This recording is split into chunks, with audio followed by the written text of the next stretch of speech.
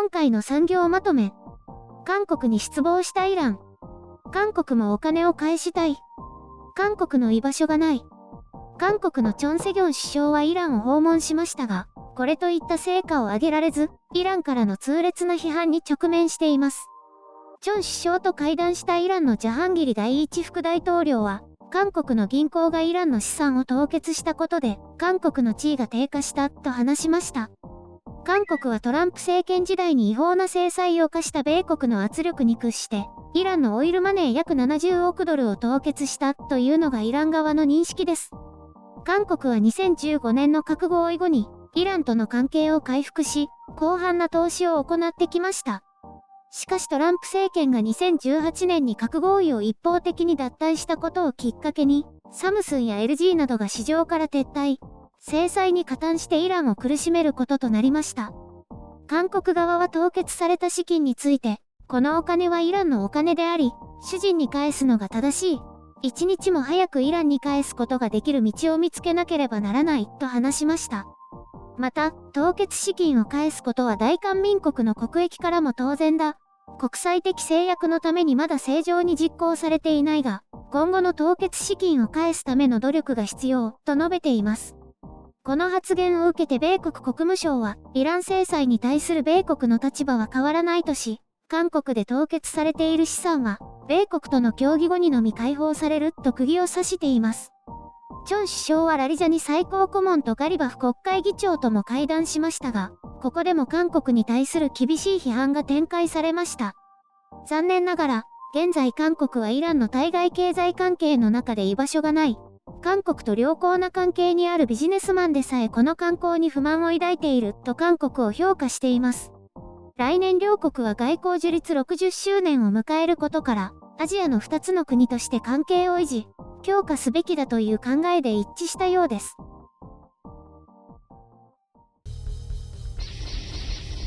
編集所感。今回の概要。米国の外交政策に左右される韓国。いろいろ提案は出したけれど、核を持つ国との取引と考えると、これはもろに米国の外交政策に韓国が巻き込まれたという形ですが、日本も同様に以前からイランとの外交関係は米国に左右されています。背後にはイスラエルの意思もあり、そこに米国が寄り添っていることで問題は複雑化しています。日本や韓国のように刃先の国にとってはとても面倒な話です。日本とイランの関係も韓国と同様で、米国の外交政策という外的要因を除けば悪い関係ではありません。まあ、その影響がいつも極めて大きいんだけど、イランでは韓国の立場は全く理解されず、韓国政府は努力不足だと見ています。で、それをメディアが大声で叫び続けています。韓国は可能な範囲で様々な案を出していますが、少なくともイランを満足させるようなものではなかったようですね。そう、一応韓国も何もやってないというわけではないんです。当初の予定では、韓国船舶が拿捕され、その抑留解除とこの資金凍結について話し合うことになっていましたが、会談の直前にイラン側は韓国人を解放。イラン側はすべきことをしたので韓国も韓国がやるべきことをやって誠意を見せるべきだ。という態度で臨んだことと思います。韓国側はその期待をあっさりと裏切ったということになってしまったので、イランからしてみれば失望の上塗りといったところでしょうね。医療品を提供するとか、コバックスへのワクチン代金の支払いに使うとか変化球での返金を提案したようなんですけど、イラン側はまずとにかく外貨が欲しい。自らの裁量でお金を使いたいですから。なのでこうした小手先の手段は無用なようですね。別に医療品なら韓国以外からも購入したいだろうし。一応米国はバイデン政権になって核合意へ復帰しようとしていますが、その米国からは韓国に対して厳しい注文がつきました。韓国の国益だなんて言っていますが、中国のそれと比較すればイランとの関係は極めて小さいものなので、ここで米国に立てつくという考えはないようですね。米国にひたすらいじめられてもイランに貢献すれば色々得るものもあるかと思いますが、メリットは少ないと考えているのでしょう。ここで恩を売っておくのも一つの手だと思うんですけどね。そういう考えはないようです。日本もだけど。イランの国営メディアは言いたい放題。北朝鮮と良好な関係にあったのに韓国にも気遣いして関係を維持してやったとか言っていますね。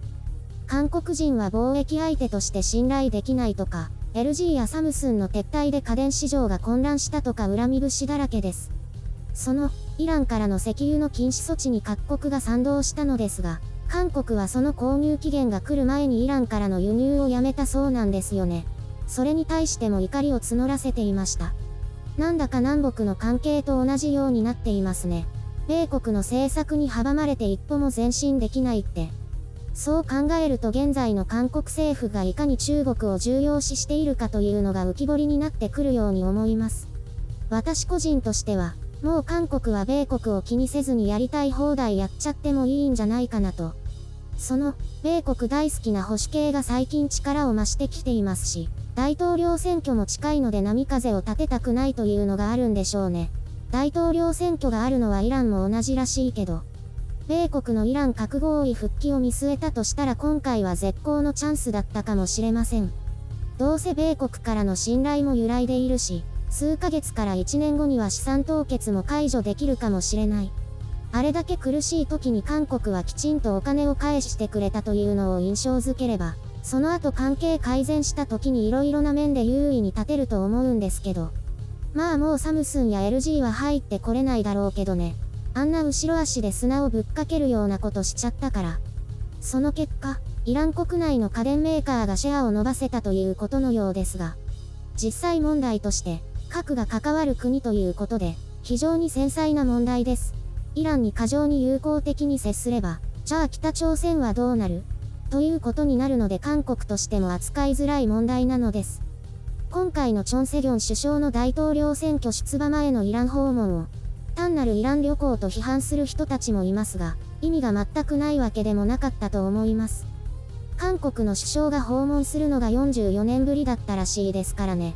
あと、こうした感染症がある中で、わざわざイランを訪れる人なんていないので、ある意味歓迎はされたようです。結果は本当に全くと言っていいほど評価されていませんけどね。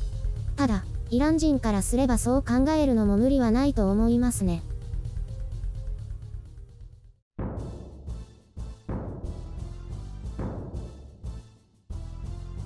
イランってどこ？インドの近く？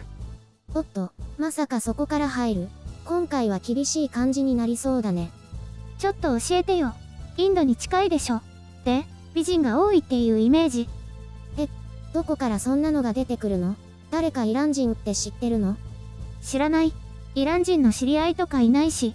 イランとイラクは隣？そうだよ。イラクって言うと怖い印象があるけど、イランも怖い。いや、それを聞こうと思ったんだけどね。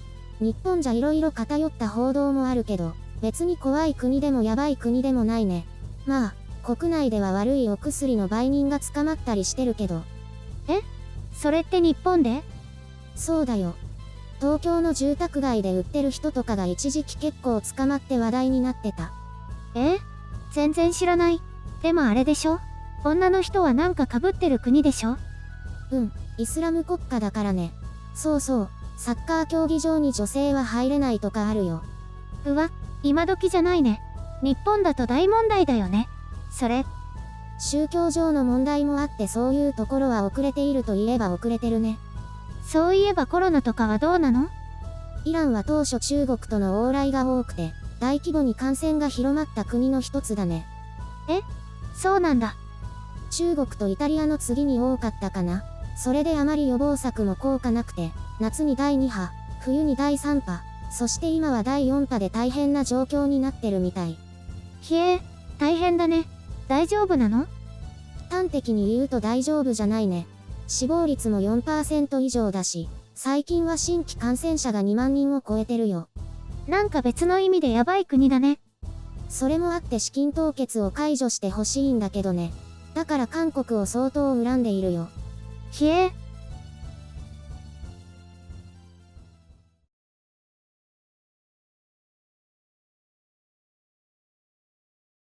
もうすぐゴールデンウィークだね。何して過ごすの？私、別に普通だよ。私は連休とか一切関係ないから。そうか。そうなんだ。去年はコロナが怖くてずっと家に引きこもっていたよね。ベランダで運動したり、本読んだりしてた。今年も同じような感じになっちゃうのかな。